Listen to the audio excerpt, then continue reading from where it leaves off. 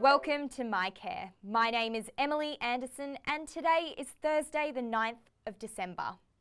Earlier this week I caught up with Jenny Gurry. Jenny is the CEO and founder of Diamond Women, a centre for women facing unplanned pregnancy. Let's take a look. Welcome to MyCare. Today I'm here with Jenny Gurry. She is the CEO and founder of Diamond Women, a support centre for women facing unplanned pregnancies. Hey Jenny, how are you today? Very well, thank you so much for having me. I'd love to hear, how did you come up with the idea for Diamond Women? I was actually studying ethics at college and just was looking at the topic of abortion and then around support for women facing an unplanned pregnancy, and thought, well, what would I do? Where would I go?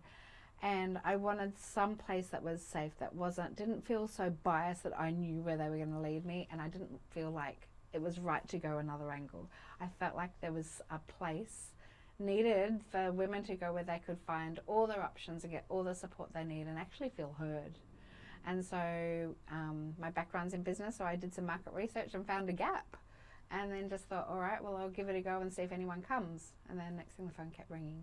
How long ago was that? That was 15 years ago, yes. So in February 2022, it'll be 16 years, yeah. Incredible. So you started as a one-person team. Mm-hmm. What was that like? It was daunting. I mean, there was less risk involved as well. You know, I could fire myself. But it was fine in the initials, but as more complex needs and things started to occur, then we needed to expand, and then the demand became it was just natural progression of growth, yeah. So what does Diamond Women do? So Diamond Women is that centre that provides all the information for women that are at that crossroads where they have found out that they're pregnant and they're unsure what to do. And so we provide information on options, we provide information on support, and we provide support. So we provide support regardless of the decision, 12 months free counselling, regardless of whether they continue their termination, place their baby up for adoption, or choose termination or parent. So it's that ongoing wraparound support. So casework, counselling, baby and material goods, supporters and mentors, and parenting programs. So a complete wraparound service. Incredible. Yeah. And you said you found a gap. Could you tell me a little bit about that gap? Sure. And is it still there 16 years on? Well, the clients that are coming to us say there is, so we'll run with that. So yeah, I think there is a gap. So we started because we found that the government was funding organisations for really high needs women. So women with complex trauma, complex mental health issues, or that were extremely on the lower socioeconomic status. And so, and even there was some support for our CALD communities, but there was a real gap for women that kind of just were your average woman. Like, they weren't, experiencing gross poverty, they didn't have extreme mental health issues, they might have experienced some anxiety or depression along the journey, and finding you're pregnant when you're not planning on being does present itself with anxiety. So there was a real gap for just people in that middle space. And a lot of the programs that were already out there were quite intensive, like residential type programs, but there was a need for something that was more like an outreach, where women could come and go, they could grow with it, and then break up with the organisation when they reached a place where they felt empowered, secure, and independent and confident to go on and parent and continue with their life. So that's the space that we feel, yeah. And who do you have along? Are they the women? Yeah, so we get, goodness me, we set up, I honestly thought we'd just get your average 18 to 20-year-old that had gone to uni, gone to youth group, whatever, and found herself pregnant. But we are getting women from all backgrounds and walks of life. So we get refugees that have come over and they're pregnant and they want to keep the pregnancy but they have no support. We get women coming out of arranged marriages. We get women that are new residents to Australia and don't have any, they're used to a big village around them when they fall pregnant and they don't have that community. And we get women that have come out of DV situations, so they're alone, isolated, and really scared to parent. And we've got young girls that are like I don't have a relationship with my family and I'm 19 or 16 and I have no idea how to do this. So we see such a broad range. Or women that are like 42 and I've been through menopause, I thought I was done, I can't believe I'm pregnant. So I'm like, the only barrier to our service is that you have to be female and pregnant or identify as female and pregnant. So that's it. So we genuinely do see the full mix.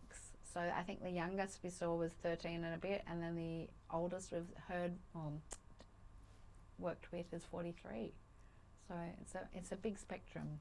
Huge. Yeah, so we've got a number of counsellors that speak a number of languages. So we have 7 in-house different languages. Oh, fantastic. To help reach that. Oh, yes. And we are now we're actually in the process of preparing all our material in a number of different languages.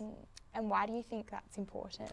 Look, I'm like, when people come to Australia, they know that English is the primary language.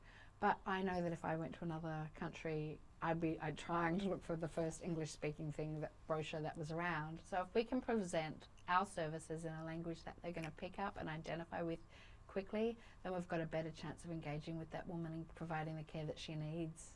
Yeah, because I mean, Australia, it's so multicultural. At It's MyCare, multicultural. our team is from all different countries, and I think that's so important that you identify. Yeah, there's this support gap, but then how are we fully fitting that support gap? That's right. Yeah. Do you think that there's still, does that gap remain, and what needs to be done in the future? Look, I think it does, because a lot of women need support and they reach out to find an organisation that will meet their needs, but there's still that barrier. Is it going to lead into the child being removed from my care through fax? Am I going to be registered? Is there some kind of chart where it's going to be notified that I had postnatal depression and I'm going to be on watch for the next 10 years? Or is there somewhere that I can just go present all the issues that I'm facing, either with my pregnancy or with child, and get the support that I need that's not going to be measured and weighing on them for the rest of their parenting? Yeah. And once the woman has the child, does she then just leave Diamond? Is that it? Or oh no. Yeah. Oh no.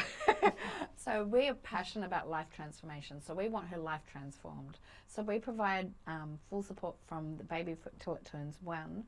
And then there's no cut-off point. If she still continues to need our services, then we absolutely provide them. But our goal is that in that 12 months, for that first 1 year of being a parent, that we provide enough skills, resources and education for her, so that at that 12 months she can go look for a community playgroup and then integrate more into the local community, start looking at furthering her education or looking at getting a job part-time as well. And how do people hear about Diamond normally? Often it's word of mouth. That seems to be our biggest advertising tool. Google, Facebook, Instagram, most of those. And then we work with a lot of other agencies, so often there's referrals as well. Great. I suppose, it's such a huge topic, and Sydney's so big. Are you guys located around Australia or just in Sydney? Not yet, but around New South Wales. So we have an office at Gosford and work out an office at Wyong, further up North Central Coast. We have one in the CBD. Our primary office, or mothership per se, is at Norwest in the northwestern suburbs of Sydney, and then we have one down in Wollongong as well. So we're right across, but because of COVID, one positive that's come out of it is that we do a lot of telehealth. So it's just made our services available across Australia. So our passion for this year is, and our December campaign is to really reach into rural and regional Australia. There's a real gap for our country girls, and because our services are so remote, so connected through online portals, that we're able to reach them now and provide the same level of care, which is really exciting. Yeah. And so it's so incredible. You see all these women from all different walks of life. Yes. Do you have any highlights from your 16 years? Oh my gosh. the highlights is always going to be the woman that came in under extreme adversity and feeling like she was alone in the world, and then progressing and feeling amazing. And I remember this one lady that had come in. She had gone home to Indonesia for holidays with her child, and while she was there, her husband from Australia had issued her a divorce papers. And so she came back to Australia like completely, more or less homeless, and then found out she was pregnant at the same time. And then her husband wanted nothing to do with her, and when her employer found out she was pregnant, they cut off her hours, and now she has no income. She's already got a toddler, she's pregnant. And we just provided her with food and baby goods and parenting support and whatever else.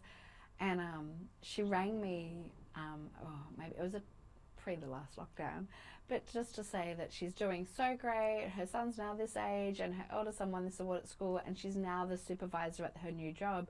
And there was one of her staff, her colleagues, had reached out to her going she was pregnant. She said, could I refer her to you? And I just thought that was the highest form of compliment, to then, you know, have gone through, felt and strengthened and empowered, and then now to be referring on someone in her world was amazing. Such a good story. Yeah. It must be so great being able to work with these women and help them, give them the support that they need, walk alongside them, and then, see them flourish. Yes. How does funding work for Diamond? We're predominantly funded by individual donors and through fundraising events that we host or others host for us. So we're a registered not-for-profit. We're a company limited by guarantee, which means we can now operate Australia-wide, which is really exciting. But yeah, we go through, we depend on primarily is individual donations, and that's how we operate. And so, yeah.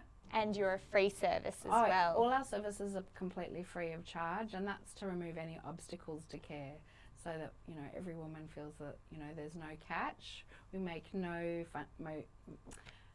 financial benefit of any of their decisions. Yeah. Fantastic. Yeah. Well, thank you so much for coming in You're very today, welcome. Jenny. So inspirational to hear those stories and just the way that Diamond is filling this gap that still exists. Yeah. Thank you so much. You're very welcome. There are things we can do and things we can't. Sometimes we need just a little bit of help, and sometimes quite a lot. Whatever your need as a person living with a disability, MyCare Channel can put you in touch with the people who can assist. You don't need to navigate the process alone. Just call us on 1300 461 300 or visit mycarechannel.org.au, and we'll start you on the journey of a life lived to the best of your ability.